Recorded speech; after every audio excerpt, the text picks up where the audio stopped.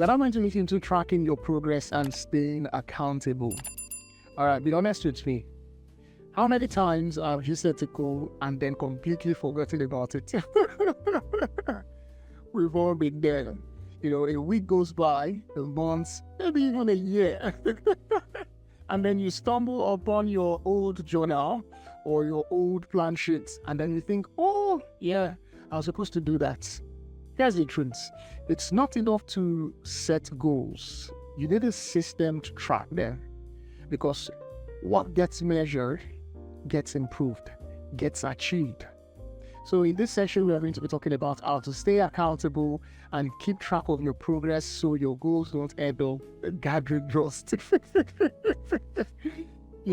As young professionals, as young leaders, we are juggling a lot. And truth be told, you have work, you have your personal growth, you have your relationships, you have several commitments cross-board. And it's easy to lose sight of some of the things you set out to achieve initially when you get caught up in the daily grind. And here's this common tip. We convince ourselves that as long as we are busy, we must be making progress. But that's a very wrong tip. Busyness is not the same as productivity. And I always say this. Because you're busy does not mean you're being productive. Without tracking what you set out to achieve, you can't know if the work you're doing is actually moving you closer to your goals, or you are just keeping yourself in the loop of busyness, not productivity. Brad Tracy always says, success is goals and all else is commentary. I find it very funny. Success is goals and all else is commentary. Tracking isn't just a tool, it's your reality check. It's something that brings you back to what matters, to what you should be focusing on part-time. So think of tracking your goals, as your personal GPS. When you're driving, the GPS doesn't just show your destination. It updates you on where you are, what's ahead, and sometimes even when you veered off course. So accountability, on the other hand, is like having a co-pilot on that journey. Whether it's having a friend, whether it's having a mentor, or something, some type of tool keeping you in check to make sure that it's hard for you to drift off track or drift off course. So accountability is a gift. It's a very big gift, and it's one that you intentionally want to crave and create. So it's not just about someone judging you or using a tool to judge yourself. No, it's about helping you become the best version of yourself. When you track your progress and stay accountable, you are no longer hoping for results. You are actively creating them. There's a difference. Let's be real. Holding ourselves accountable is hard. I know it is hard. It is intense. We are great at giving advice to others. Didn't you just say you were going to start that project? But when it comes to our own goals, suddenly it's like, well, maybe tomorrow or next week or never. That's why external accountability is so powerful. When you have that accountability structure or system set up, it's like having a gym buddy who texts you, where are you, when you're tempted to skip leg day. Or sometimes it's just that person who can give you that extra nudge when you need it. Accountability is so powerful. So here's how you can start tracking your progress and staying accountable. Number one, set milestones. As we said before, as we've discussed in previous sections, break your goals down into smaller checkpoints. Example, complete 25% of my project by the end of fourth quarter 2025. And then number two, you want to use a tracking system. Choose a tool that works for you.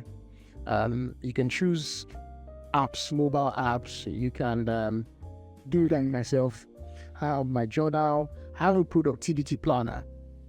Yes, I do have a productivity planner.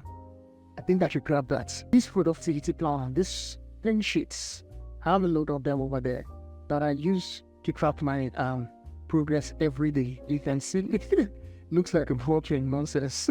But then I use this sometimes to get the best out of my time, when I'm not using my journal or using my phones. So you could use something as simple as that. A productivity planner. This is specifically designed for myself and a few people who were part of a previous webinar. So you can also use sticky notes. I have one on my computer, and I have the physical ones that I stick around from time to time. You can do anything, around getting that tracking system working for you. Number 3, you want to schedule regular reviews. You want to say that set aside time every week to reflect on your progress. So you ask questions like, what did I accomplish this week? What challenges did I face? What's my next step? When you ask yourself these questions, during this regular reviews, it helps you stay grounded to what matters, to achieving the things that you've put down.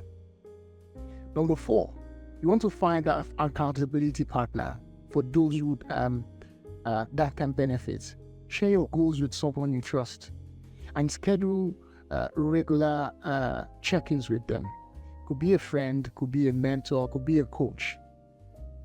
When these people are actively, holding you accountable, it helps you stay aligned with your goals. Number 5, celebrate small wins. I will always say this. Celebrate small wins and adjust for losses.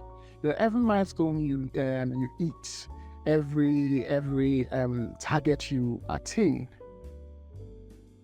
it keeps you motivated. And when something doesn't go as planned, just reflect, adjust, and keep moving.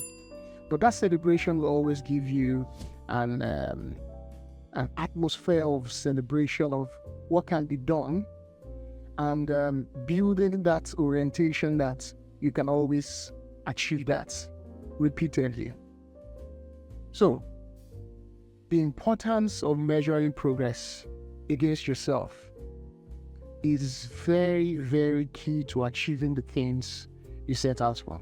So the question isn't, the focus isn't tracking or measuring yourself against others. It's tracking and measuring yourself against yourself. So the question isn't, am I as successful as someone else is? It's, am I better than the person I was yesterday? Was I able to do better at achieving these things more than I did in the past? So these are the things you want to keep at the back of your mind. When you track your progress, you are not just keeping score. You are learning. You see what works and you see what doesn't, and you can see how to improve. And that's the essence of growth. Constant, intentional improvements. So here's my challenge for you as we round up this session. Pick one goal you are working on to achieve next year and decide how you track it. Will you use an app? Will you use a journal? Will you do a weekly check-in with a friend or a mentor or a coach? Write it down and then commit to reviewing it weekly starting at the beginning of the year 2025. Remember, tracking isn't about perfection. It's about staying connected to the journey, because the more you measure, the more you improve. Remember what I said earlier. It's what gets measured that gets improved. It's what gets measured that gets achieved. So that's it for this session. Progress isn't always obvious, but when you track it, you see just how far you've come over time. In the next session, we'll tackle setbacks, how to bounce back stronger when things don't go as planned. Because let's face it, life doesn't always follow the script. I'll see you next session.